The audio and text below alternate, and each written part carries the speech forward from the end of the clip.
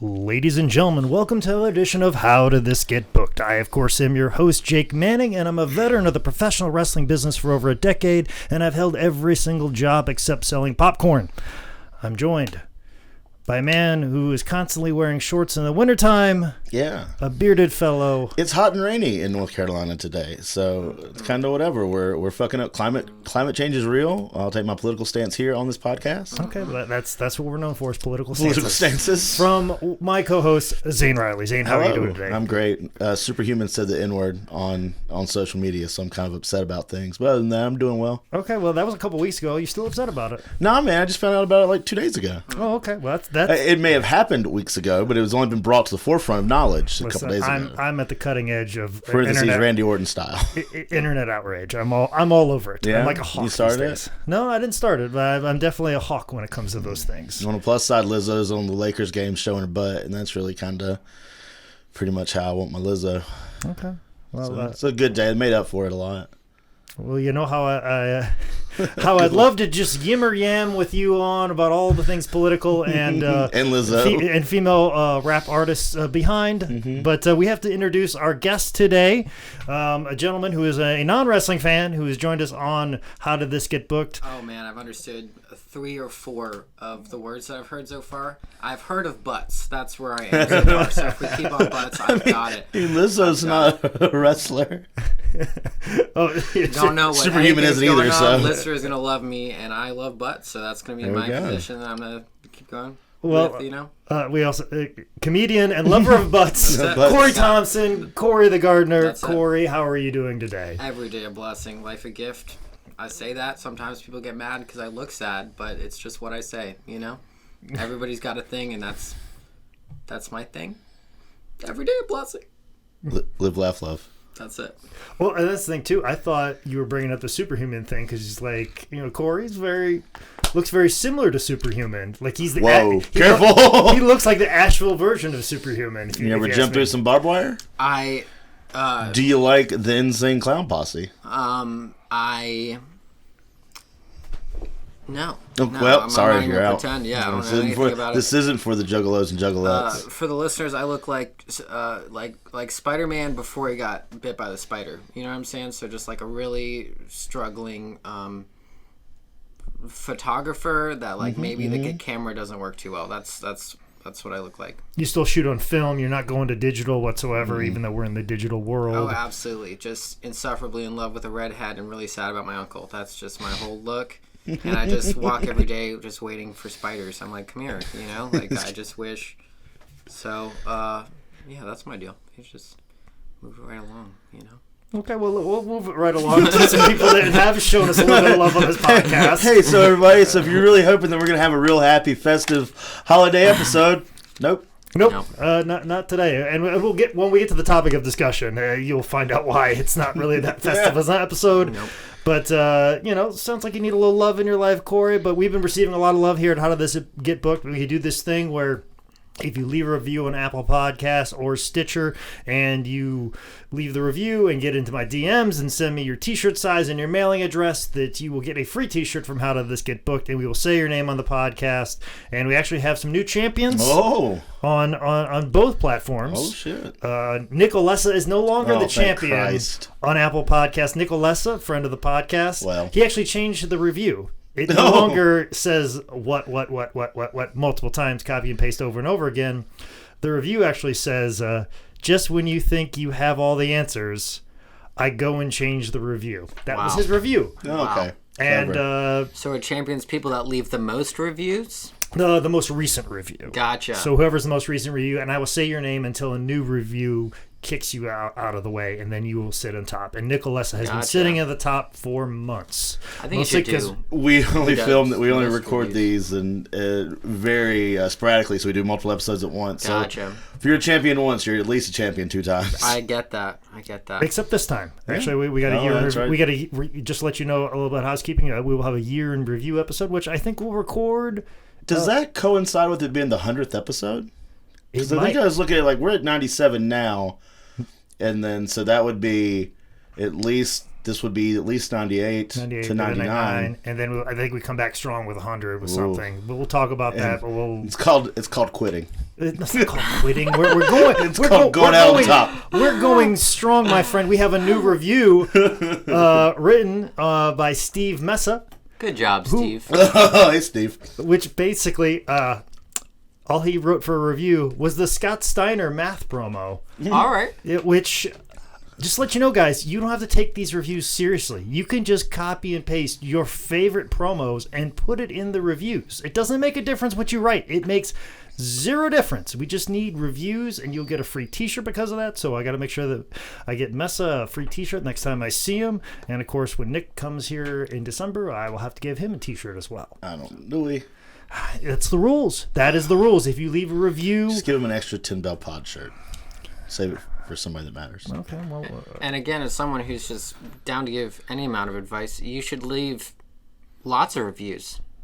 multiple. Yeah. And then you'll read all of your names. Or even we with can different bring you names. back. Yeah. We'll bring you back just to read the reviews. If you wanna go ahead and grandfather yourself in now, I mean, do it. I can't read, but what I will do, if you put a picture of your face on there, I will describe it. Well, see, another thing, too, is I do with some people is if they need to advertise something. So, Cory, if you have some sort of show or tour or comedy album or anything that you want to get out in the world, if you have a YouTube link you want to promote, I will promote it on the review section. I will read out the entire URL address. There you go. Down to the HTTPS semicolon backslash. I will get down all the way to it, to the actual code. So we will do that. And sitting on top of Stitcher right now is no longer Gabriel Kidd. We're actually sitting on top of Stitcher right now. Brace yourself. Is it Nicolessa? No. Switch platforms. Number one, Dumpster Chicken. As we've clarified before, Bin Bird is the female Australian equivalent of a sexually loose woman. Yeah. Well, Dumpster Chicken is the male equivalent of sexually loose. Did you leave a review on our own thing? No, that was not me. I am not an Australian male who is sexually loose with my morals. That is not... It's concrete? He looks Australian. Viewers, he looks Australian. You never seen Jake Manning, Australian man. Viewers, listeners, whoever is gazing upon this. Got a very loose grasp of what's going on right now. That's why I'm here. We've utterly confused you already, Cory. There's hidden cameras just for something different. Yep. Absolutely. Also, too, I got to send a big thank you. Hence the thank you card. He's got a thank you card. I got a thank you card, and I got it during WrestleCade. Okay. Tony, who is a listener of the podcast, he gave me a card, and inside it had a Chick-fil-A gift card. That's incredible. Do we put over Chick-fil-A a lot?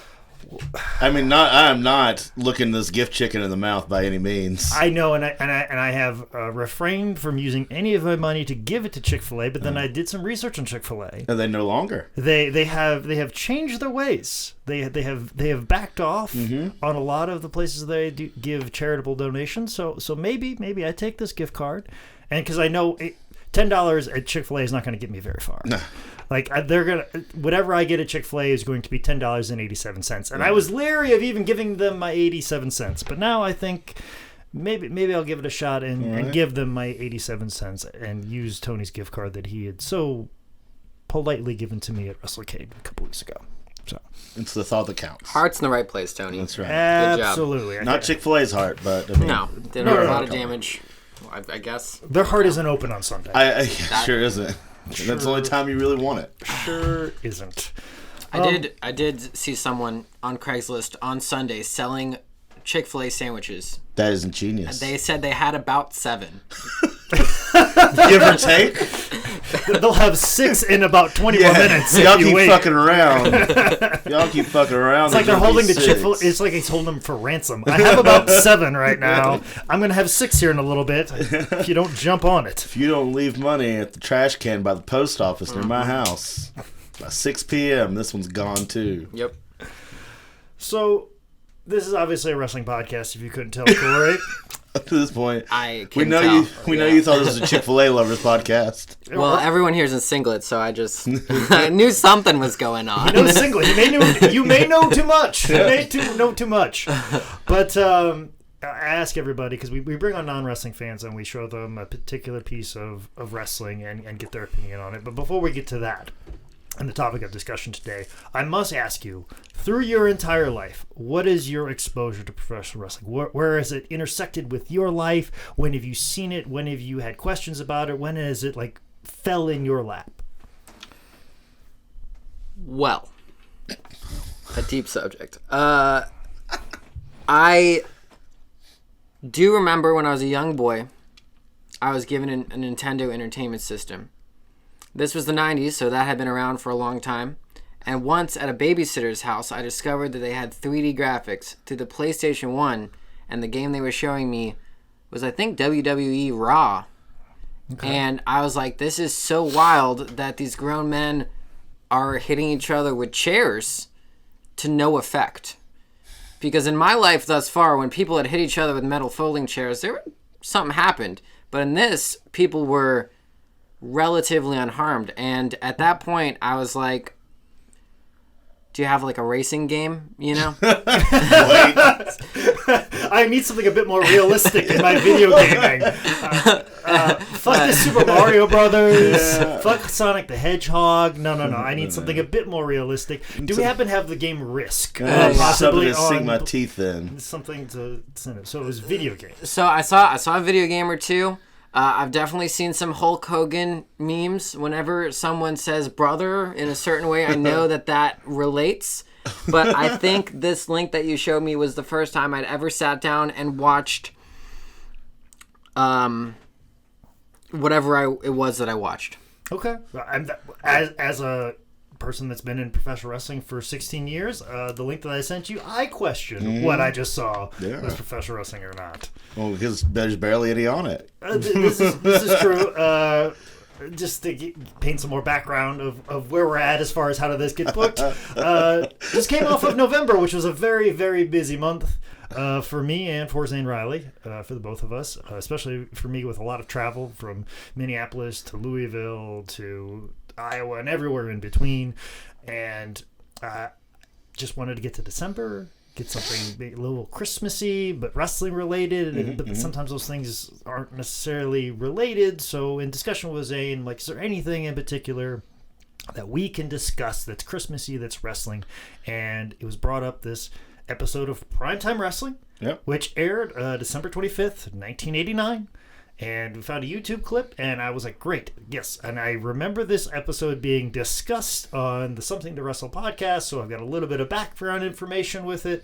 So I figured this would be great, and I thought we were going to see an entire episode of Primetime Wrestling. Nope. And apparently the YouTube clip, which if you just go to howdidthisgetbooked.com, there's a link on there to directs you directly to the same YouTube clip that we saw. There might be some other places where you can see this episode, but if you see it anywhere else other than the YouTube clip, you probably get to see some actual wrestling in it. See some matches. Because the only thing we see for the most part in this YouTube clip is a story arc. Oh, man. It gets very dark very fast. It never gets better. It doesn't. It starts off as something very playful. The villain wins at Christmas. Yeah. There's almost like a Watchmen level twist to it, in the sense that the villain has this evil plan and overarching and turns the good guy into the bad guy all of a sudden, and he becomes the true villain. The villain leaves right at the very beginning, and the damage is done the rest of the time. And the hero falls from grace. Never. This is like the end of Batman, Batman 2. Yes, or how people saw. How people saw Batman in Batman, the Dark Knight. So let's get into it. I've already kind of preempted it in the sense that it's Primetime Wrestling. It aired December 25th, 1989 on the USA Network. Primetime Wrestling was the precursor to Monday Night Raw. Primetime was around in the early 80s and then ended January 4th, 1993, when that spot was filled up by Monday Night Raw. Yeah. And during this era of Primetime Wrestling, this is when Roddy Piper filled in for Bobby the Brain Heenan, when they basically took Primetime Wrestling and made the last half an hour or last hour of it the Bobby Heenan Show, unbeknownst to the USA Network. Is they were unaware that they were going to do a show inside of a show, and the WWE just delivered the package, and USA was fucking pissed. And so they didn't last very long, but they had Piper there, and they kept him around. And surprisingly, this is Piper's last episode on Primetime Wrestling. I mean, they gave him the rules. They gave him the rules, which apparently the rules was he could not attack Bobby Heenan, but we didn't get a clarification on this $25,000. The bet? The We bet- would have had to have watched the episode previous. Prior, yes. So it basically starts with a very well leg-shaven Rowdy Piper to start this episode. Yep. Even SD footage. You can see that he's very well manscaped below the belt. Wishing everybody a happy, Christmas. Wearing a kilt, sorry if that's like a normal thing, with no regards to the position of his legs. No, just wide. Just wide, spread. yeah. Just all the Carry on. How did you You're going to see his Yule log. Let's take it even step further back. Now, me and Zane, when we click on this link and we see a Roddy Piper with his legs spread open, we think nothing of it. When I told you to watch this particular video clip, and this is the first thing you see, what were your initial thoughts, Corey? Well, it was a dark and stormy night, and I pressed play, and at that same time, lightning struck, thunder cracked, and then opened a man who looked like somehow the static from the lightning had affected his hair. And he's just staring into my soul. And he reminds me of my friends that kind of got out of the army and just never really recovered and have tried to cover it up with infant. He says Santa Claus in the first 5 or 6 words in a way that makes me also think he calls it Sody Pop. Wait, it's not called Sody Pop? Which really goes against. He's built like a triangle. He's got arms the size of. I mean, what's a big thing? It's a big, like a boot. Each arm is wearing a boot, and then his legs are the kilt. I feel has underwire in it because otherwise it would just collapse into itself because his legs are so small, and he is any holiday that he's wishing me. I'm I don't know if I celebrate it anymore. That's so I'm instantly both drawn in and put off, and that's no longer a believer. Yeah, that was it. Yeah, that was it. I was like, man, this guy has a lot of balls accentuating his legs. Also, maybe a lot of balls. What is that? I don't know. It's a good description of the situation. Holy shit. That's a good description of the first 30 seconds of this video. I don't know where we go from here. I was a little worried that we were moving at a pretty fast click. No. I think we're going to be doing quite okay. Yep. But you guys settle in. Apparently, this is Roddy Piper in a different studio. Apparently, a different studio. Just not Studio 1A. Just not 1A, where we see Gorilla Monsoon. Mm-hmm. And who was later revealed as Bobby the Brain Heenan, dressed up like Santa Claus. Yeah. Mm-hmm. What were your impressions when you first saw Gorilla Monsoon and this man pretending to be Santa Claus, Corey? It was a dark and stormy night. It was sunny. I had paused the video for several days. I'm coming down on a several-day ketamine bender. And he's adjusting his beard in a way that makes it look like he is. I want you to know, everyone at home, viewers. I said ketamine or bender. Everyone starts clearing their nose. In the studio here. Okay. They're like, the studio. How do I? Okay. What? So he is. He's adjusting his beard in a way that is decidedly like something you do before the camera cuts to you.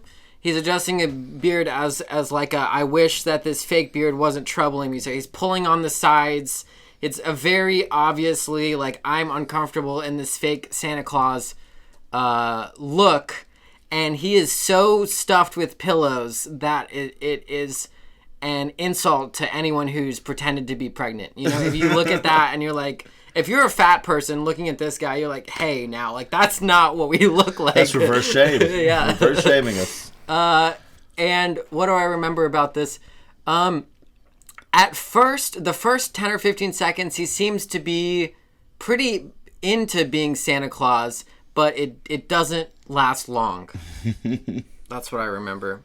It most certainly does not, but they have to move right along because at this moment in time in the WWF, they're promoting a no-holds-barred Christmas. Yes. Which is a pay-per-view event. On a random Wednesday. On a random Wednesday after Christmas, even though it is a no-holds-barred Christmas. Yeah.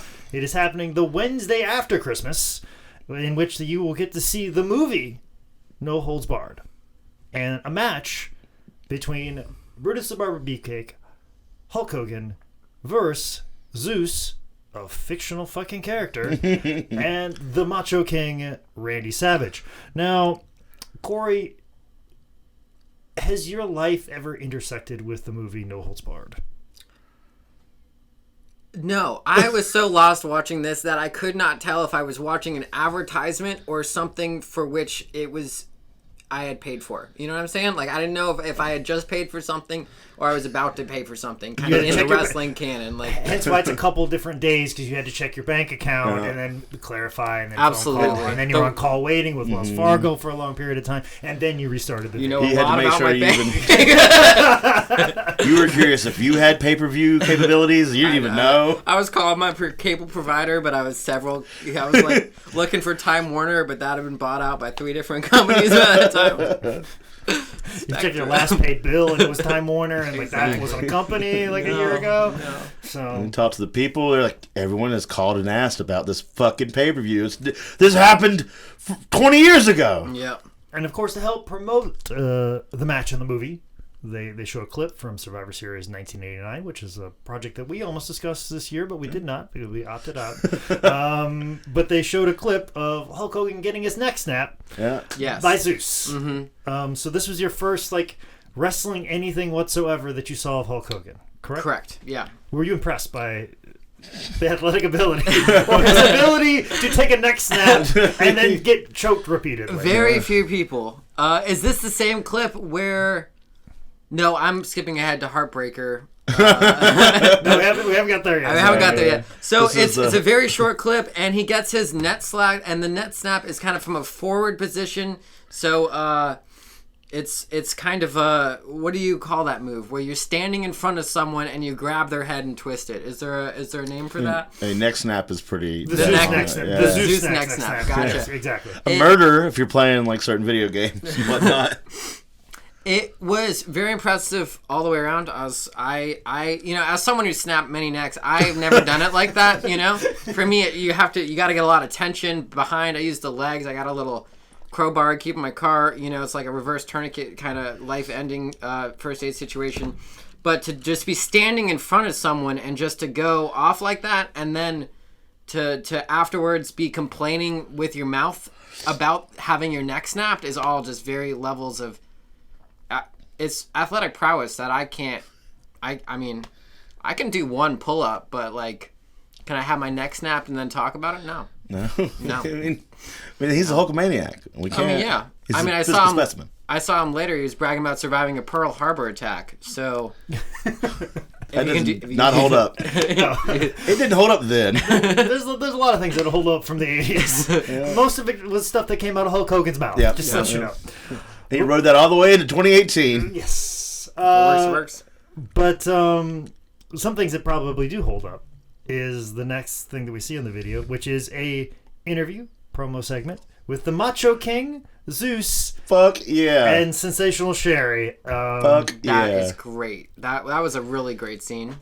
So as a non-wrestling fan, with no context, just seeing this was entertaining to you. It was entertaining to me. It really gave me Saturday Night Live vibes in that they knew what they were gonna say at the end, which was no holds barred. Everyone was gonna yell no hold barred a few times, and in the middle. Well, whereas Saturday Night Live, I guess they plan a sketch. I'm not really an expert, really, but there they just had coked up screaming, and I don't really like sketch comedy. What I do love is cocaine and yelling. You know what I'm saying? I mean, they go hand in hand. Then how come have you not been a fan of 80s wrestling? Because that's like specifically 75% of it. That's specifically great. Macho Man and Queen Sherry. Yes, Sherry, who is climbing the fucking cage. Barefoot. She climbs the cage, and then later in the segment comes around the cage to come keep yelling. So she's climbing up of it, and then she gets tired of that because I guess she realizes she's not at all in frame. She's just a disembodied voice and like maybe a little bit of a foot, but that could be a boom mic. Who's to say? And then later she's coming around to yell "No holds barred." Because you don't know what she's gonna be. Yeah. You don't know what she's going to be. You never do. You never know. I wouldn't trust her if she was chained up to a subway, you know? I don't know. But I want to. Okay. Love it. What are your thoughts on this promo, Zane? I'm chained to a subway. No, this fucking thing was awesome. What drugs besides cocaine do you think they were on? What size? What drug besides cocaine do we think they were on? Or just more cocaine? I don't know. Benzodrine, Valium, and you're like, oh, Let's see what our boy knows here. Yeah, He's a gardener. He's not a doctor. Okay. Gardner, wink. Actually, this promo, if I'm not mistaken, was parodied by Colt Cabana. He got freight trained to play the part of Zeus, and he got his mother, Mama Colt Cabana, to play Sensational Sherry. And I want to say Cliff Compton was Macho Man Randy Savage. Very good. So listen, Mom, you're going to have to do this whole big line of cocaine. Yeah. And then I'm going to point you at that camera, and you just climb that fence till you get tired of it. Then you come around the fence. Climb what you can, Mom. Climb what you can. No, it was a video element, but he just replaced his mom's voice with Sherry's, so it was like a voiceover. That's great. he did way more work than he should have. Yeah. But that's what he did, and I think it's out there online somewhere. So check that out. So we're gonna redo this promo at $5. No, we got some other stuff we got to redo this Thursday. So I gotta get ahead of lettuce before Thursday. Understandable. But like I said, this is where I sort of realized, we're skipping over matches now. Yeah. But we are basically leaving in all the bumpers in between the matches, which is the most important part, especially as we come up to here to the point where we have Bobby Heenan, a heel manager, basically saying that there is no Santa Claus on Christmas. It's so good. Christmas Day. You dig it? Oh, I mean, hate to go straight for the juice, but what we're looking at is a show in which we're celebrating Christmas, where they've written into it, you gotta ruin Christmas for everybody. And then the characters are very upset that Christmas is being ruined on this segment in which they've decided to ruin Christmas. So, yeah, we're at full Watchmen. You know what I'm saying? Like, that is, you said it before, drop the squid. It's like, we're there. What are you... We were right there, and just I love the sadisticness of Vince McMahon. I could just see him like, oh goddamn, let's have Bobby Heenan say that there's no Santa on Christmas. Oh, I fucking love it. Let's air it when everybody's sitting around their house, and they love it. They got their presents, and the kids are crying on Christmas Day. You're goddamn right, we're gonna do that. Like, I could just, that evil genius. Yeah. I'm sure he loved every second of this. But I don't know if he expected Roddy to be so goddamn meta. On this, like, Roddy gets fucking dark. For a man that says Sandy Claus. Yeah, and comes out and then proceeds to beat the shit out of Bobby Heenan for basically saying that there's no Santa Claus in 2 segments of the show. Mm-hmm. 2 long segments. They're very long. Very long, and then proceeds to beat the shit out of Santa Claus, which supposedly, according to Bruce Pritchard, who was one of the producers, I guess, involved in this show, he was talking about how they received a lot of phone calls when this happened. Yeah. Because they didn't feel like it was made clear enough that it was Bobby Heenan in the Santa outfit. They thought it was actually just Santa Claus? They thought that Wait a minute, that was Bobby Heenan in there? Yeah, people were unaware that it was Bobby Heenan, and people literally thought that Roddy Piper was beating the shit out of Santa Claus on Christmas. Well, they must have been people who turned it off early, because he really goes heavily into, look at me disassemble my entire outfit. Strip down. Yeah, and his first lines are something like, I don't want to do this, and then they're like, do you remember that money you owe us? And some sort of, what I guess is like a wrestling gambling related debt. I don't know. Because cocaine was cheap, right? Yeah. And $25,000 worth yeah, of it. $25,000. And then he gets into it. Yeah, and beat the shit out of Santa Claus. And then, like, Roddy's coming back and talking about trying to rationalize what he did, and was saying stuff like, no, I know, there might not be a Santa Claus. Yeah, but, like, the spirit of Santa Claus exists, but most importantly, the spirit of capitalism exists. Because I liked the populist twist on there. He's like, listen, every dad with a dollar is Santa Claus, and if you don't respect that, you don't respect America, you know? No, I'm Canadian. Yeah, it goes into, like, is this still like a rah-rah speech for capitalism on Christmas? And he even says, like, has a line where he goes, I have children. He says that a lot. I have children. I know what it, and I also know what it's like to not have toys. Yeah. Yeah. And I know what it's like to have toys. Yeah, and he just, like, opens up a part of his fucking soul and puts it on display here for primetime wrestling. Yeah. Will Smith, why didn't my dad love me, for Fresh Prince kind of moment. Yeah. Yeah. Like, you didn't expect this to happen. And then, But he beats the shit out of him for saying there's no Santa Claus, and then he's like, but yeah, I mean, maybe there's not, like, we just beat the shit out of this man. Mm-hmm. And now you're like, I mean, he was right, but your dad worked hard. Yeah, that's it. Didn't say shit about your mom, though. So what if there's no Santa Claus? Yeah. I'm Santa Claus. Yeah. Everyone's Santa Claus. So, were you saying something earlier? He's not supposed to enact the physical violence on. That's like a USA restriction. Or? he was supposed to, but they felt like he was supposed to get the rest of the outfit off. Gotcha. To make it more clear that it's not Santa. That's not Santa, because Yes. all they see is like a wide shot of a guy in a red suit. Yeah. But you clearly see Bobby Heenan take everything off and do everything he possibly can to be like, I'm Bobby fucking Heenan. Yes. The guy you've seen on this program for years now. Yeah. And apparently it wasn't good enough for some Gotcha. viewers. I want to know what because they mentioned something that happened months ago where there was an altercation there. And they couldn't have any more altercations on TV. I want to know if they had set up that altercation just so they could pay off Santa. Yeah, like they knew months in advance, like, oh, all right, Roddy, now We're going to get you fired from the show. We'll get you fired from the show because now we can't do the Bobby Heenan show anymore, and we're going to have back to Bobby and Gorilla. So we got to get you off the show somehow. How about you beat the shit out of Santa Claus on Christmas? How about we do that? Maybe that's a good idea. Maybe just spitballing here? Spitballing here? Maybe we do that.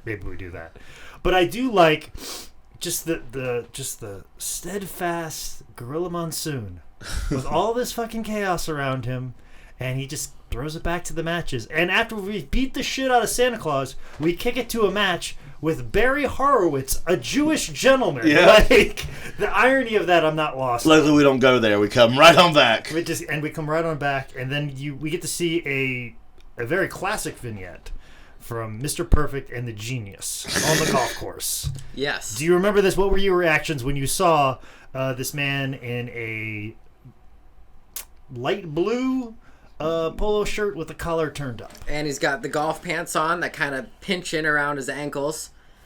And there's a really great shot, which I guess is probably what everyone remembers, where he gets down, not Mr. Perfect, who's the other fella? The Genius. The Genius gets down and puts the golf ball kind of on the ground between his legs, and you're looking between Mr. Perfect's legs, and you see the golf ball, and it's very homoerotic. He's going to suck this guy's dick. He was like, it's perfect. Yeah, And literally. That would be great as soon as he puts it down and Laney comes back up and Mr. Perfect goes, that's perfect. And then Lenny's just like wiping his mouth. And then does a cartwheel randomly like he does in this. Right on. Hell yeah. That's a great cartwheel. It's a fantastic. Yeah. Probably top 5 cartwheels I've ever seen. Well, there's a great story from Ken Patera about Kurt Hennig playing golf one time, because Kurt Hennig, Mr. Perfect, is legendary, known as being this guy who's just this natural athlete who like could do just about anything, like just natural ability. If you gave him a basketball, he could, go 9 for 10 from the free throw line. Sure. Just like on the first day you hand him the ball.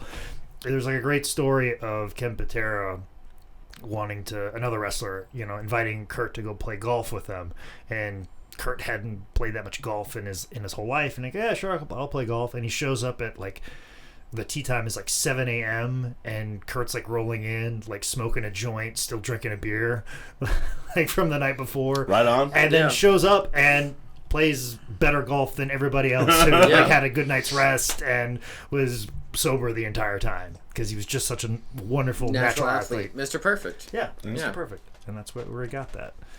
And then he got his dick sucked by letting Poffo golf course. Very quickly, too. The shot didn't last long, but it sent a message. Mm-hmm. So who's perfect now? Yeah. Lenny Poffo. Absolutely. Who is a gentleman who could suck his own dick. So he would know how. He's got a hog. So he would have some insight Legend has it. on how to suck dick. Yeah. His or somebody else's. Yeah, a lot of practice at home. Yeah. He's ready to go for the big leagues, Can't swing a goddamn golf club, but I can suck this dick. That on Tombstone. Speaking of tombstones, Sure. This is sponsored by Tombstone Pizzas. Send us one. Just send us one. Come on. All right. I'm sorry. Didn't mean to do your ad plug, but there you go. Thank you for. You got to take care of. That's a lot better than what we had. Normally we do ad plugs every other week, but we threw one in there this you week. So there you go. Add it to it. Don't sue us, Tombstone. This is where we get to the match, or clip of the match. Sue us, Tombstone. Y'all looking for PR help, right? Sue us, Tombstone. All right, yeah. So a clip of a what? What are we? You guys want a match? What's the score? Greg the Hammer Valentine versus Bret the Hitman Hart. Yes. A long fucking clip. Yes. Pretty long clip. It was great. There's a very great exaggerated. I'm lifting my arm up so I'm not pinned. Mm-hmm. And I love the relation that this sport has to the rules of wrestling. Mm-hmm. Because you see that it started somewhere, it's not like full on like it's turned into Mario Kart or whatever. Like it's definitely wrestling-ish, but also they really exaggerate. I'm not pinned because one of my arm is it's just like I'm just grasping for God or whatever. And like so like you gotta understand that I'm still. I mean, as someone who didn't know what was going on with wrestling, I was like, I see how the sport is played right there. You know what I'm saying? Like, I know everything I need to know now. That's it, yeah. And actually, this clip involves Zane's favorite wrestler, Bret Hart. What were your thoughts when seeing Bret Hart, like, kind of mix up his comeback a little bit? Instead of gut punch, Russian leg sweep, you see gut punch, O'Connor roll. Yeah, which was a pretty O'Connor roll, I'll say. My favorite part of all of this is soon after the arm push of war, when Valentine goes to sort of jump upon him, and he gets his knees up, Brett gets his knees up, and it's supposed to be like a stomach or dick shot. Yeah. And then Greg stands up and then starts to grab his head, and just sells his head for a long time after getting hit in the dick.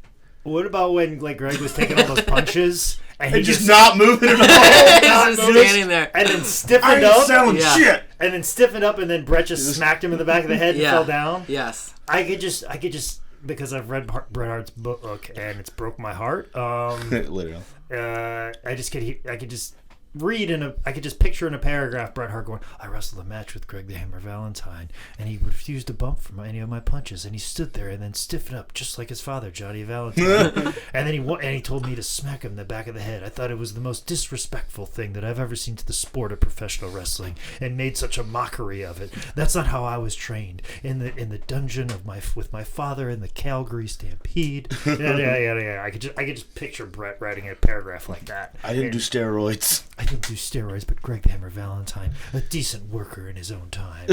Shut the fuck up. I'm better Bret. than Ric Flair. Shut the fuck up. Now you know why I'm a Sean guy. Yeah. Like it's just I can just. I read the book. Anytime I see Bret, I always go off into a Bret Hart monologue of his book. Me too. Can't even look at the guy. Speaking of people we can't look at, we have a Brother Love segment. Now this is where you get to see probably the most 80s thing of all time. You get to see a Brother Love segment with Brutus the Barber Beefcake and Hulk Hogan cutting a promo in the 80s, in his prime. What are your thoughts of seeing Hulk Hogan do what he's known to do? Well, as a gardener, I noticed that the barber had a pair of gardening shears. Mm-hmm. And I was like, listen, you could get giant I'm sorry if you you get giant costume scissors. But no, this was prime. There's two guys just shouting, and they're building each other up, and it's very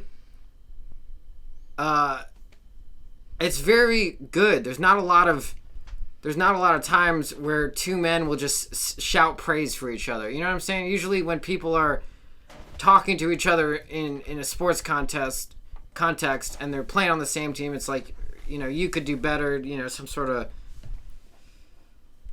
like attempt to pep talk, inspire. Yeah, it's like but it's like it's two guys that are like, we are unbeatable, and there's something really wholesome about that. Definitely a lot of the brother. I'm not doing it right. I get that. And yeah, flashes cuts to the people in the crowd, and they got great 80s hair. And there's one guy with a microphone, and he's bright orange. And I don't really know what the deal is with that. I guess he wandered off the set of like Willy Wonka. I don't really know. And they're both grabbing the microphone from him. And I'm inspired. I don't know. Resonated with me as an artist. Well, to give you a little more context, it's probably like the video quality. Obviously, it's a little different. He's painted red, and it's Bruce Pritchard playing Brother Love, which is basically a take on the old like Southern TV evangelists, which were very big at the time, like in the 80s, like the Jimmy Swaggarts, the Jerry Falwell. Baker. I was trying to think of the first name, but Baker, Tammy Faye's husband. Don Baker, Jim Baker. Sure. Yeah, I just had to say it long enough. I knew it landed on there. it. You know, but of that era, basically, Bruce would do these over-the-top impersonations of these guys, like, and they basically made a character out of that. It was like an interview show, and they brought out Hulk Hogan. And actually, Hulk Hogan and Brutus the Barber Beefcake have been longtime friends. Yeah. And people shit on their relationship because anytime Hulk gets put into a spot or he gets hired, he's always like, hey, bring my friend Brutus in also too. Like when he would go to WCW, you got to bring in Brutus. Or anytime he'd be involved in like a main event angle, like, well, let's do it with Brutus. Or like, you know, who should be a top guy with me is Brutus. And I'm sure Brutus, like, who better is like, who should we have tag against the Macho King and Zeus? Bring Brutus in. Yeah. And people shit on that, but like Brutus and Hulk were friends when they were living out of a van doing like the territory wrestler system, which the territory wrestler system is very similar to like road comics now that live out of their car. Yeah. That's basically how territory wrestlers were in the 70s and early 80s. They basically just lived out of your car because you're only going to be in this area for a couple of months. So you'd be living out of hotels or, you know, pay by week hotels, and then you'd just be traveling from town to town to town. And that's basically what territorial wrestling was. And basically Brutus and Hulk lived in a van together, and they traveled together and had no money together. So if you've had a friend during those times, you might as well bring him on when you're successful. Yeah. So it always makes sense to me. So people always talk shit about Brutus, but I was like, no, that's a good quality to have, that you take care of your friends when you're successful. You got to. Remember that, Zane. When you Yeah, get fucking exactly. successful. That's why I looked at you the entire time I monologued. I remember that in time to forget it. I brought Jake's beer today. Zane, where are you at? Well, What'd you bring? I didn't bring him anything because I know he doesn't drink. Mm-hmm. Damn it. Oh, take that, Gardner. All right, got close. Hey, Zane, you Gonna be friends? You want a beer? Yeah, I do, baby. How you feel about that, Jake? But Jake is just squeezing his water bottle right Yeah. now. It's about to explode. Why are you so red, Jake? Is that a heart attack? No, I'm just doing my Brother Love impersonation. That's what I'm doing right now. But I did like. I love you, but I don't like you. I did like in this segment where they basically like Hulk asked Brutus to sacrifice his leg to be broken. Yeah. for Hulkamania and for this match. This is a cult. If you have to, like, I think he was calling for, like, I need a human sacrifice. Yeah. And Brutus, you are that. Hey, so that kind of Hulkamania runs wild through your veins. Yes. I'm going to need you to take that leg off. Because that's where the most veins are. That's right. And Brutus says something like, and then the Hulkamaniacs will love me like they love you. And then Hulk was like, no, they will not. No, they never will. They like You'll be people the with sacrificial 2 legs. limb. Yeah. They're real weirded out about people missing limbs. I don't know what it is, Brutus. That's a thing of yours, right? It is totally a thing of mine. I was gonna say, I think you huge said thing that. of mine. You don't like people without limbs. Yeah, I'm very uncomfortable. Very. Well, it's a good thing Carrie Von Erich isn't around. Yeah, I did that. Yeah. I might do that over Christmas. You guys, we didn't even make it to 100 episodes. It'd be lucky if we make it. But Roddy's not going to make it 100 episodes on Primetime Wrestling because we hear him arguing in the background with a producer. Yeah.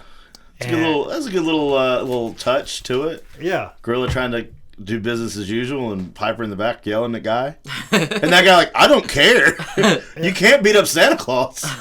Just doing all kinds of things. Then he drags the producer on set and starts choking a producer on Christmas. Like, here's this poor guy who is working on Christmas. Yep. And Roddy Piper already a bad man for attacking Santa Claus in some people's eyes. Yeah, some people, not mine. Yeah. Not mine. I clearly saw it was Bobby the Brain Heenan. He only said it for 20 fucking minutes. Yeah, it was a justified attack on a heel manager who was doing a very bad thing, but Roddy is just not letting it go. And now he's attacking a man who just merely wants to just feed his family. He is a producer for Titan Sports, which can't pay that much in the 80s. I know Vince probably took care of him, but not as much as he would if he worked for an ABC or an NBC or a New York local TV affiliate. No, he is suffering at the hands of Roddy Piper. How This producer, Bob Cratchit. exactly? It's a passion play playing out before us. And Gorilla just steadfast in his segues, just saying, there's everything wrong with this, but you know what? Everything is right is with the American Dream, Dusty Rhodes.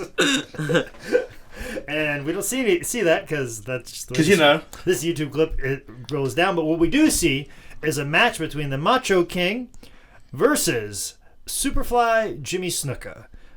Corey, what were your thoughts on this match? This is the longest match out of any of them in this segment. 2 segs, brother. Yeah, that's pretty strong. And this is good. This is the one with the fellow with the megaphone, right? No, that was Bret Hart. No. That was Bret Hart. Okay, so this is the one with Scary Sherry. Yes. Do you have something to say about the guy with the megaphone, though? Jimmy Hart at all? Great job. Okay. Good You're megaphone hiring, usage. yeah. If you're also You're if you're hiring, hiring look 'em for, yeah. If you need that guy, Another guy that decided to get on that Hulk Hogan bandwagon. Oh, yeah. Very, very early.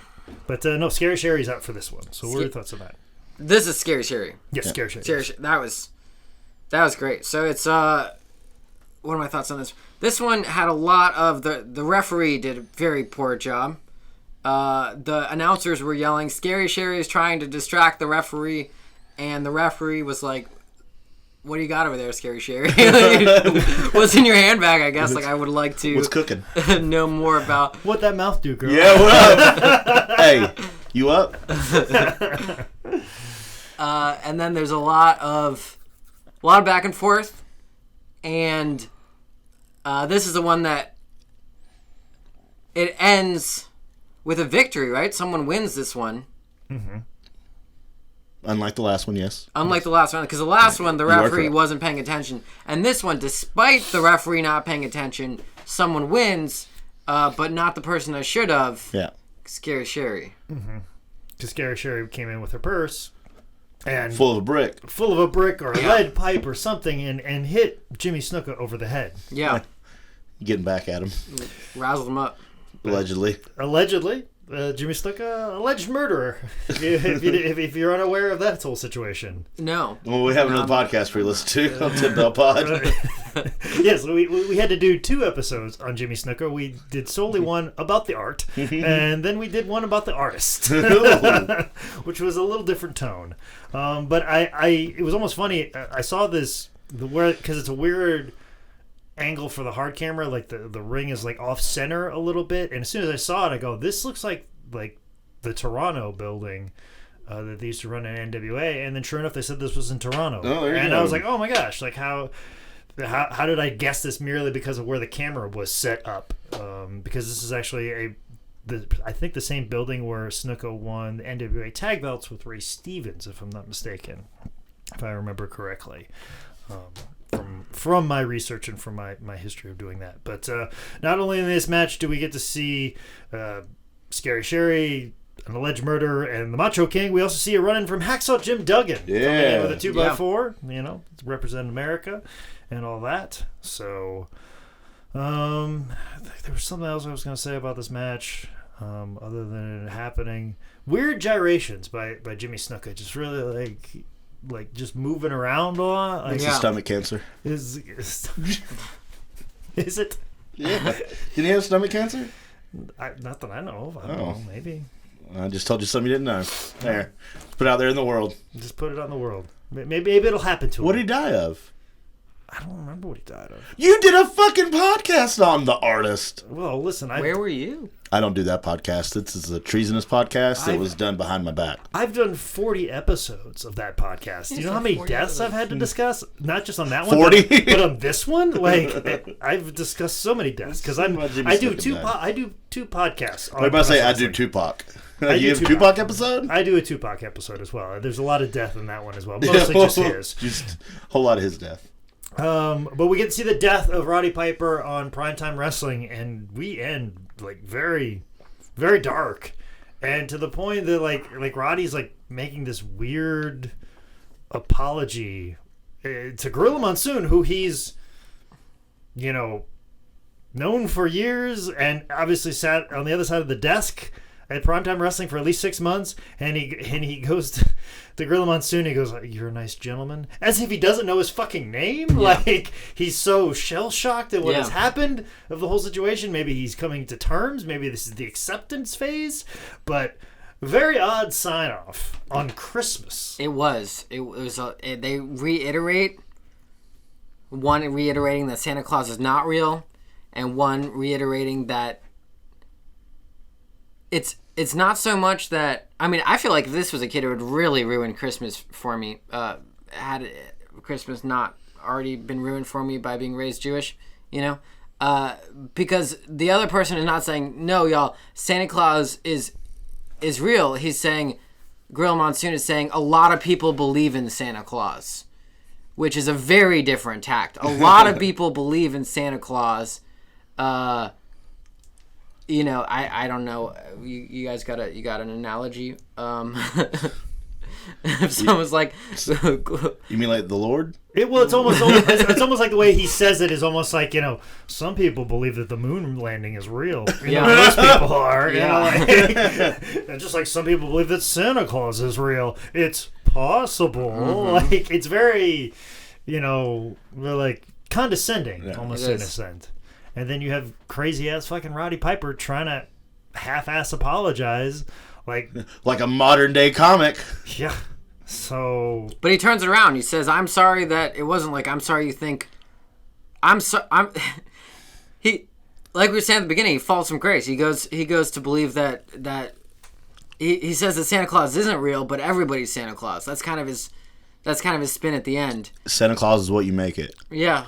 Santa Claus was in your heart the whole time. Like he goes. You got $2 to rub together.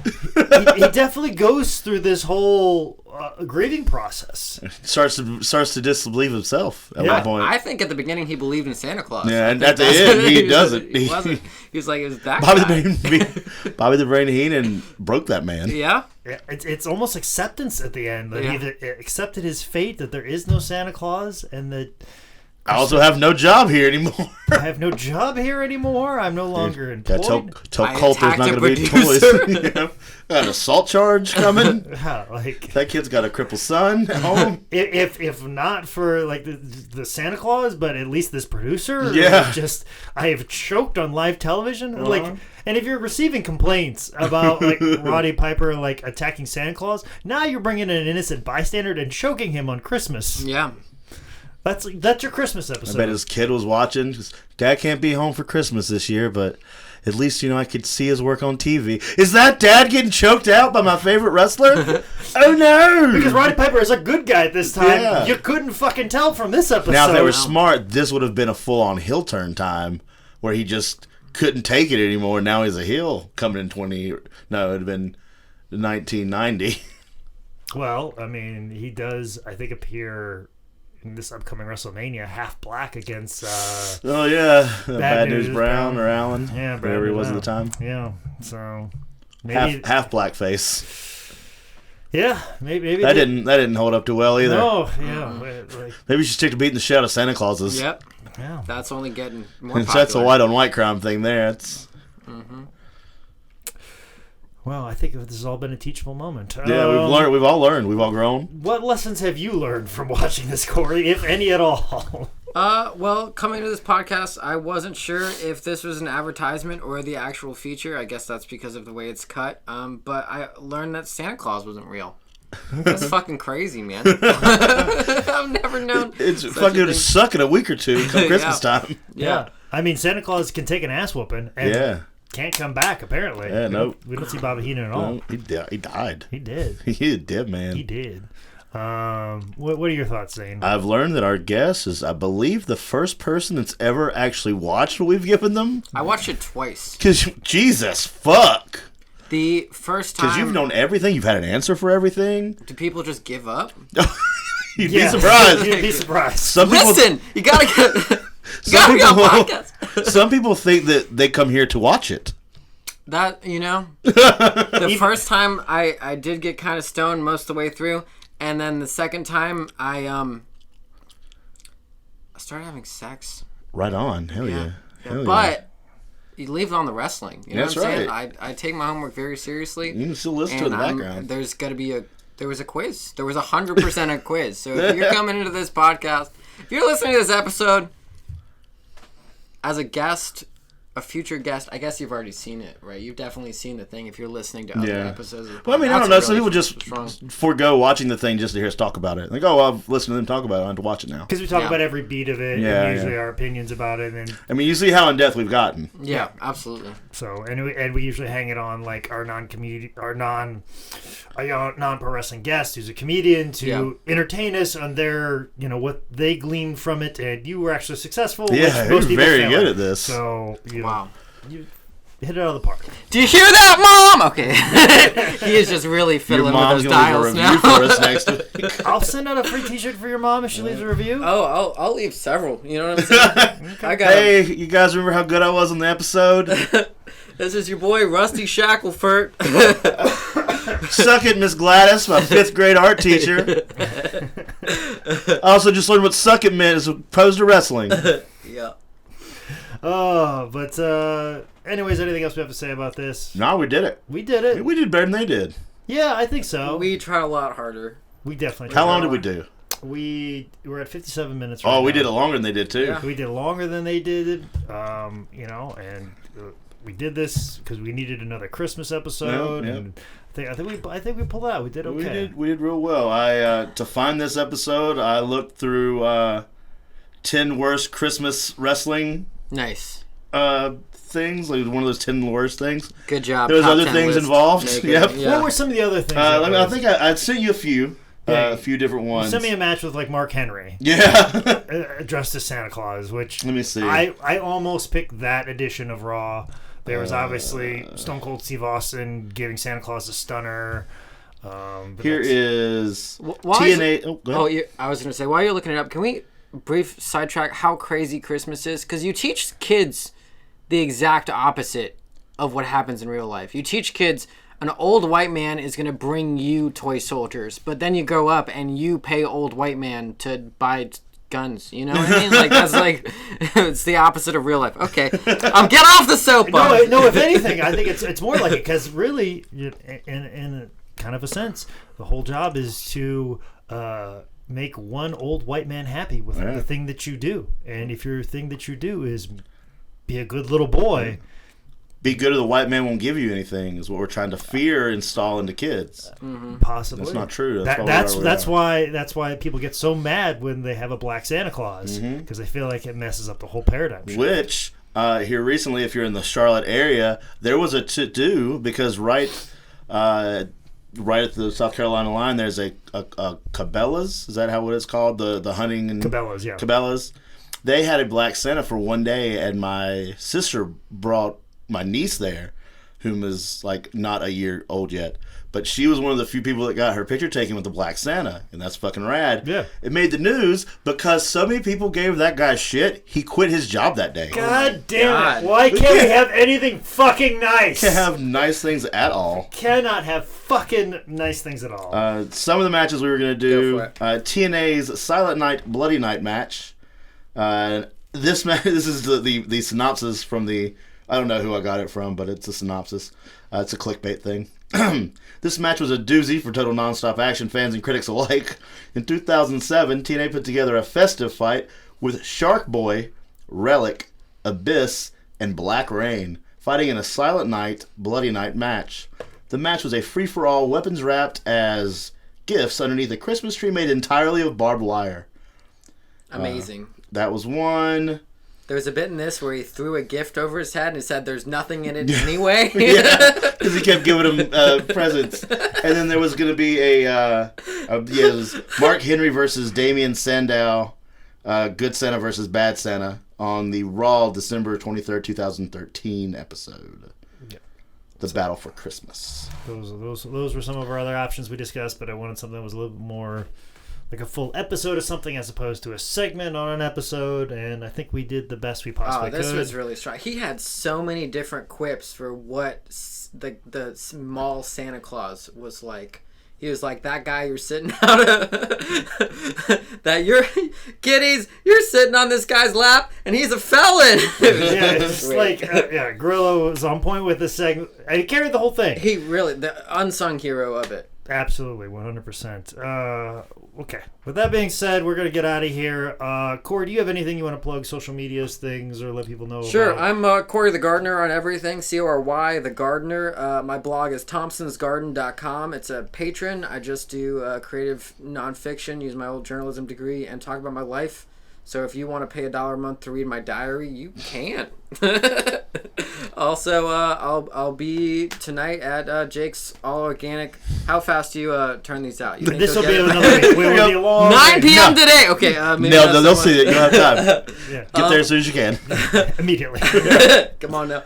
I just got a show canceled in Asheville at Old Town Road. So go there on Friday nights and ask them why they don't do comedy anymore. You know what I'm saying? And other than that, no, just hit me up online, wrestling fans. You and I have a lot to talk about. We both have a lot to learn. Yeah. Zane, you got anything coming up? This can come out like next week. So you're gonna I'll be with you in Iowa. Hit Wrestling Revolver. Then Caleb Conley and myself are traveling to LA for New Year's Eve and New Year's Day to wrestle at Bar Wrestling in lovely Los Angeles, and I can't figure out where my calendar is.